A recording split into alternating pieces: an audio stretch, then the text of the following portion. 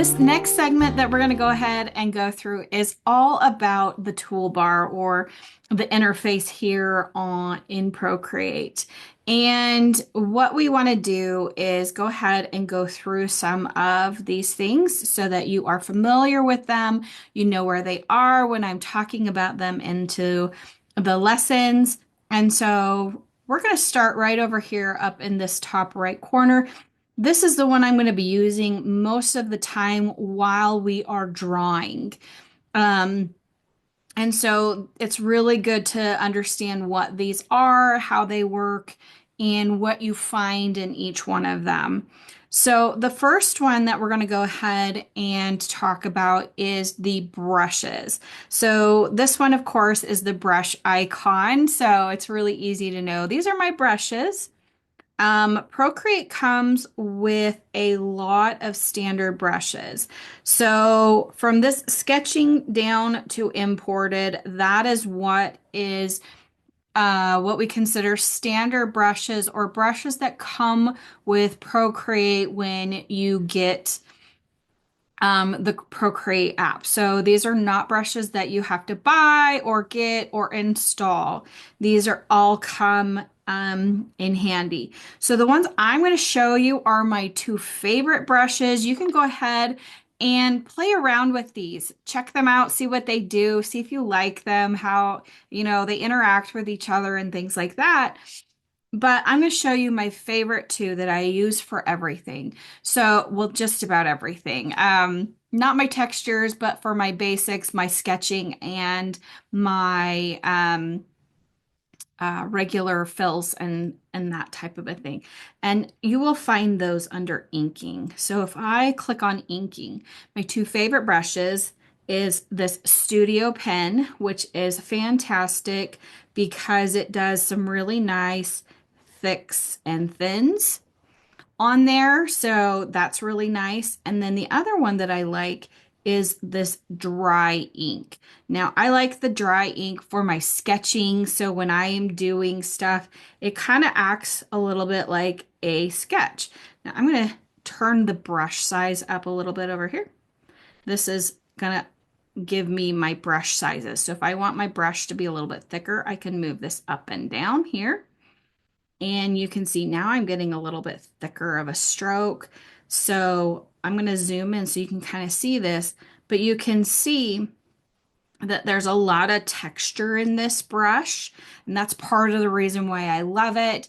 There are other pencils in here, like a HB pencil and things like that, where it's like a pencil, but I actually really love my inking brush for all my sketching and actually some of my detailed artwork or detailed work. So if I had to pick two brushes that I had to stick to, other than texture brushes, these would be the two brushes that I would use over and over and over again for a lot of my illustrations. So, okay.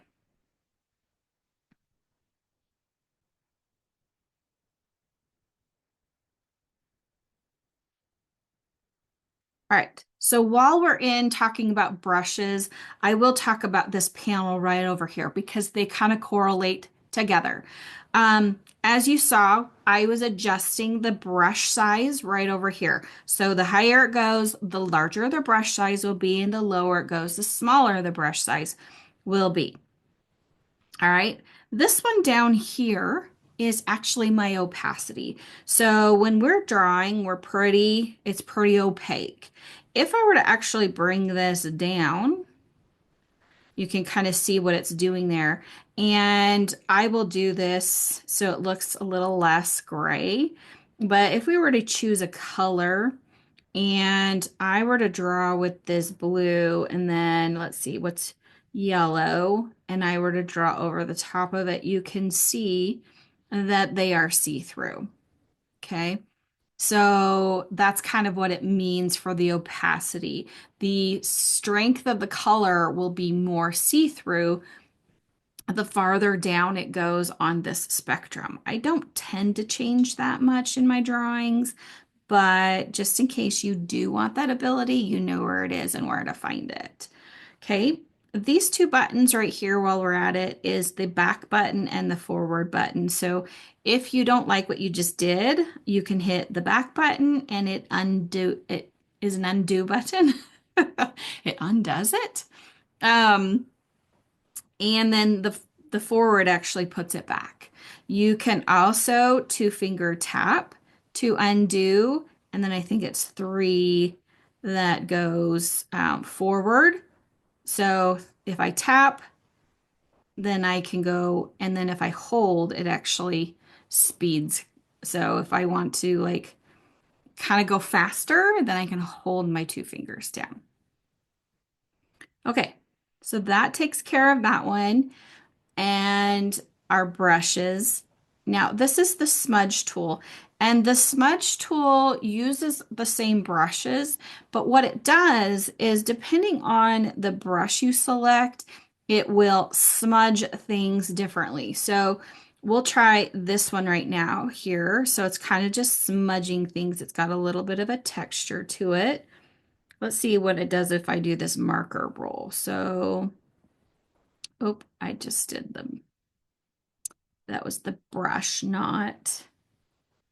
Let's do this smooth line. We're going to see what it is. See, it has a different smudging effect to it. Just depends on the brush, what you're trying to accomplish.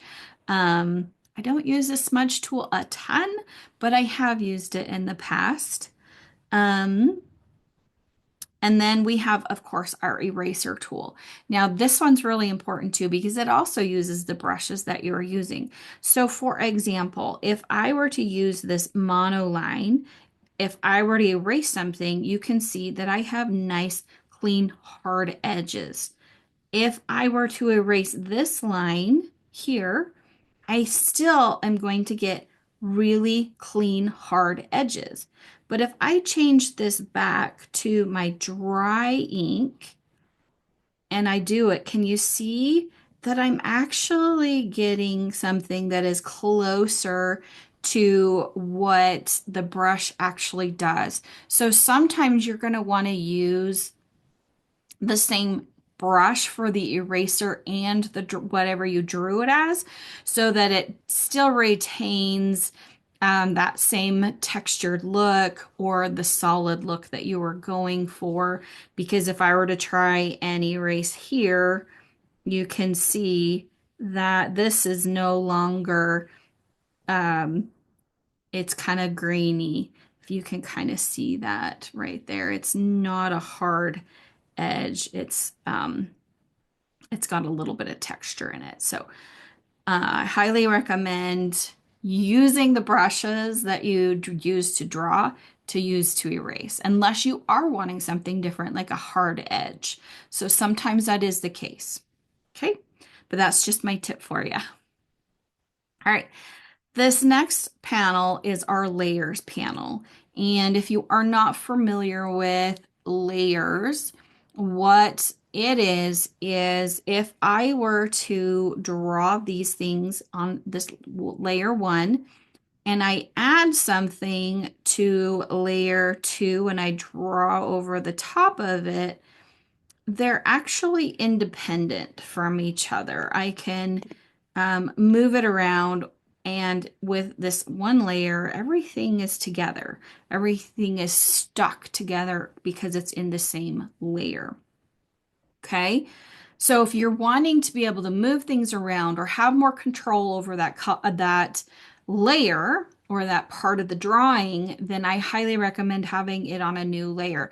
Now, my rule of thumb is I have a layer for my sketching. I have a layer for every single different type of color, or if I have different types of blending modes, clipping masks, things like that, where I want to be able to edit them individually, I will always put them on a new layer. I never tend to take something like this yellow and then I want to add, some shading to this one side.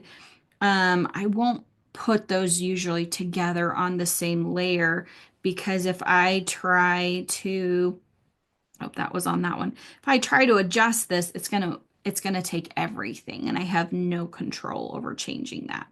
So that is why I do that. The other thing that you can see in our layers panel is we can change our background color. It is a non-editable layer. You cannot draw on this background layer at all. You cannot accidentally draw on it. But you can change the layer background color if you would like. And you just click on it and it'll bring up your colors. And then we'll go into more about the color picker and things like that in a minute. But you can change the color of your background if you would like, or you can even turn it off. So that's just what that check mark does, is turns it on or off. Is it visible or non-visible? If it's checked, it's visible. Okay, so next we have a couple of different things. Right here where this N is our blending modes. And this is a fun thing to play around with because depending on the blending mode, you will get different reactions depending on what it is that you're doing. So for example, I'm going to do the test one on this top one, this top layer, because it's going to blend with what's below it. And so if I go darker color, you can see that the darker colors are shining through.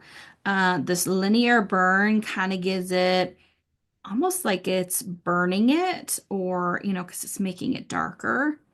This is the color burn. It actually disappears completely with this color. This darken, it kind of does some weird stuff with it. And then multiply kind of does something as this similar as a linear burn. So it will, like the different colors that you use will play differently when you do these types of things. So I highly recommend just playing around with them just to see what they do. Now, this is all the darker section. If I go up, if I come back to normal and I go to lighten, then these blending modes are going to play with light. And so we have lighten, screen, color dodge, add, lighter color. So you can just see that it's doing some different things depending on which one you are playing with. Okay. So that's why I say play around with them and see what you like when you're drawing. Let's see, where is normal? Right here. The two that I use the most are going to be multiply and screen. Those are the two that I use the most, but play around with them and see what you like to use to get the effects that you like in your illustrations. Okay.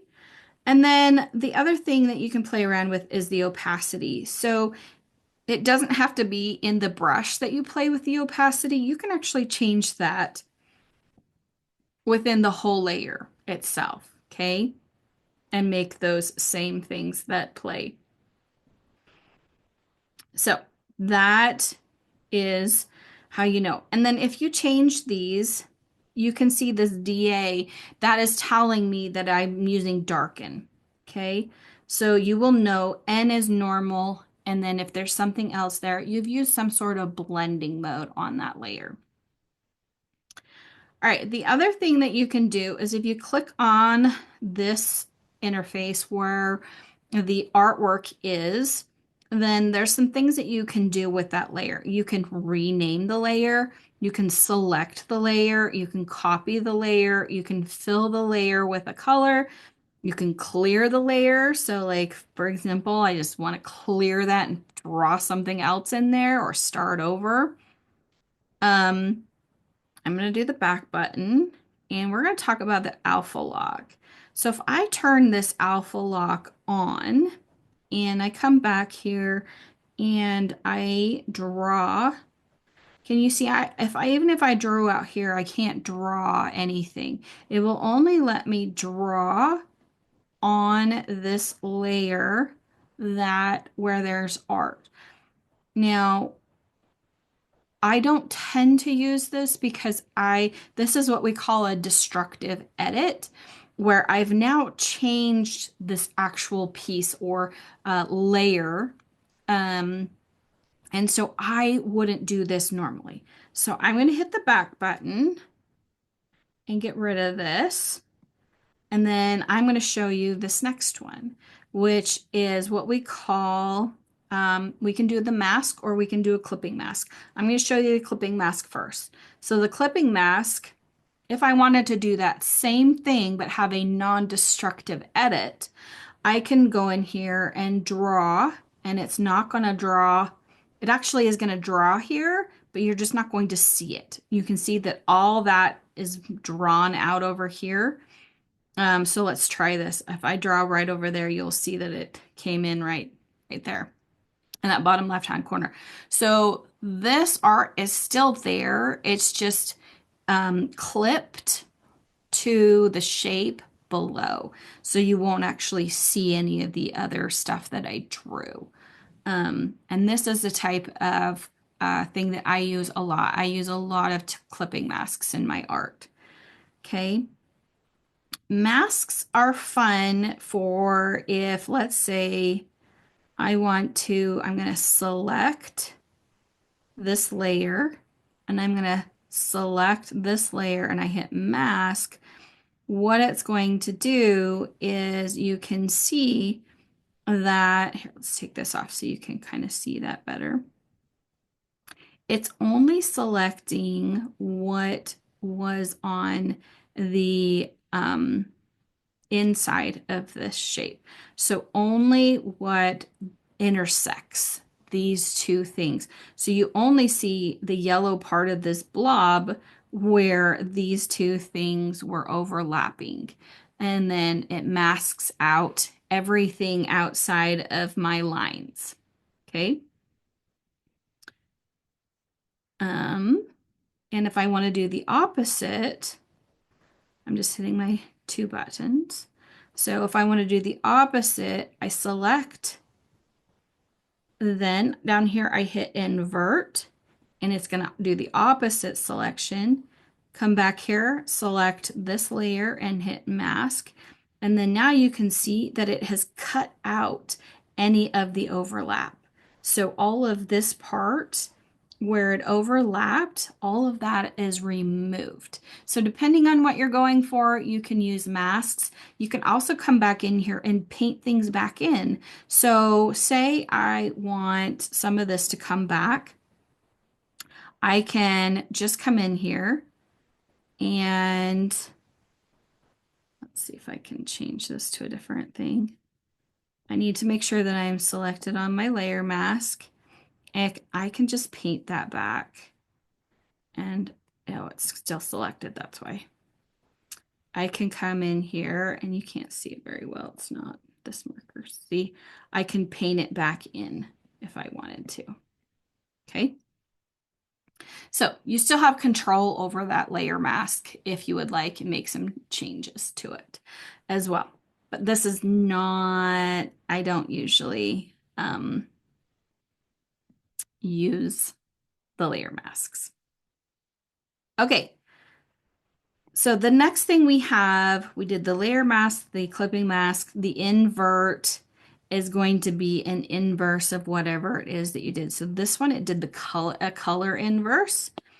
If I were to select this, so if I come up here and select it and then hit invert, then I could change the way that is. I could have also come in here and inverted it that way. But it basically is just doing the opposite, okay? I don't use it very often. In fact, I don't think I've ever used it. All right, we also have this option to add in a reference. So like this layer could be a reference photo. So it's not going to be a layer that I actually use in my artwork. It's just going to be, it's there, but it's not there. If when I export it or save it as a PNG, it's not going to actually show up in the art. This one right here is the merge down. So if I were to use that one here, it would actually just merge those two shapes together. Like I said, I don't like to do that, but sometimes people do that. And then the last one we have is combine down. Now, if I do that It actually just puts it all into a grouping. Okay, so it's just combining with the next thing down.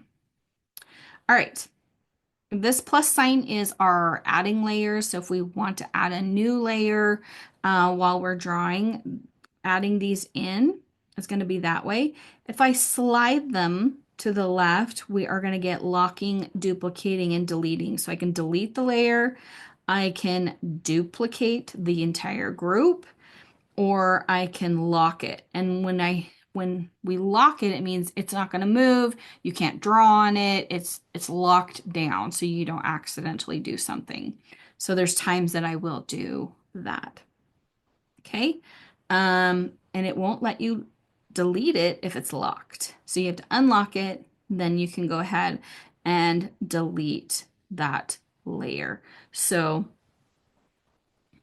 that is the layers panel. The next one is our color picker, or where we get our colors. So we can bring in color palettes. We can use these color pickers and these sliders. And this is one of my color palettes. When I'm in Classic, it will use the color palette that you were last using. And then it also has the options for these sliders here. So you can change the coloring here, and this is going to change the saturation, and this is going to be the darkness and brightness here. All right, we have this disc version. You've probably seen this in some programs. This is going to do the overall tone, and then this is going to be my hue and saturation inside of here. This is the color harmonies. So there's some of these options. What are things that go together really well? I don't use this one. It's in triadic right now. You can do split complementary, analogous. So if you're trying to find colors that go well together, then depending on where you move these, it will give you some options that go nicely with it. This one's value. So if you're using hex codes or you know your RGB, numbers, then you can manually add in custom colors this way as well. Right up here is your history bar. So this will tell you the last colors you have used. Okay, so if you're not using a palette and you've been using a certain blue for the last little bit, then it will stay up in here, your history bar, and you can go back, oh, I'm going to go ahead and use that blue again. All right, this last one is palettes. This is just palettes you've brought in, palettes you've made. I believe there are some standard palettes that come in here. I'm not sure what they are. I think I've deleted most of them. But you can create color palettes. You can rename them, you can add colors to them. So you can also do them by cards. This is just a different view if you would like. And so if I go to compact and I hit the plus sign, I can create a new palette, which would just bring me up a new one of these. I can make a new palette from my camera. So I can take my camera on my iPad and I can take a photo of something and get the colors. It'll generate a color palette for me depending on what I take a picture of. New from a file. So I could actually generate a color palette from some sort of a file that I have on my computer, or same thing for my photos. I could go take and create a color palette from my photos in, if I had one in there that I really loved the colors of something, it would pull in a color palette for me. I'm just going to show you creating a new one. You can see here that we have some options. So if I come in here to Classic, there's a couple ways we can do this.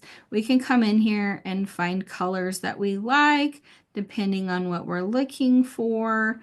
Let's go in and find a little pretty pink color. And all I have to do is tap that into these boxes. And if I want to delete the color, I just hold it and hit delete swatch. If I tap something from my history, I can also add it in there.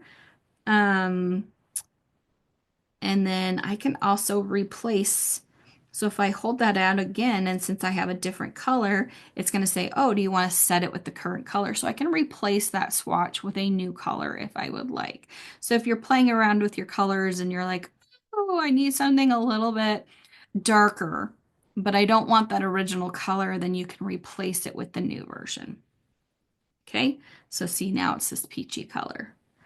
All right, so that is kind of the color picker here. You can play around with it and do some fun stuff, make your own color palettes, and you can even export these color palettes. So if I come back over here and say I want to export this, I have some options. So with these three little dots, I can set as a default, I can share it, I can duplicate it, and I can delete the swatch. So there's a lot of fun things that you can do with these color swatches. All right, so that is the main tools and interface on this half of the drawing portion of the Procreate interface.